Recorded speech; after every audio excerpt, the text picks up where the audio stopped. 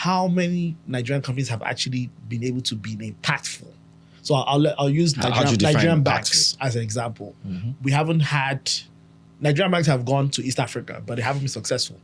Are you sure? Yeah, absolutely. I mean, there was a recent, I know one of the analysts at Nigerian did a recent story on. Yeah, I mean, you can go look at the financials, right? Over almost 2 trillion. That's what we made from Pan-African operations. Yeah, Nigerian but bank. it's still very small compared to the actual leaders in. So actually, one funny thing was, I know it was on that group chat where there was this tech company that was going to East Africa, and this East Africa guy said, I wish them the very best. Oh yeah, exactly. Of course. That there's been a lot of dead bodies of Nigerian banks who have gone to East Africa and just haven't cracked it.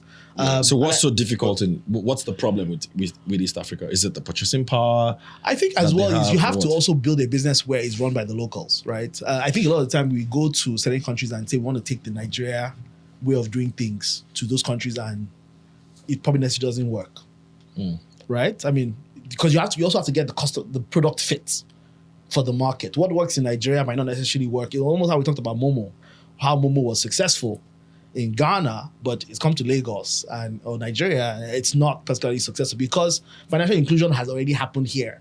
We just don't recognize it as we think it's going to be M-Pesa, it's going to be Momo, but you have the Flutter Waves who are doing the POS. That is our financial inclusion.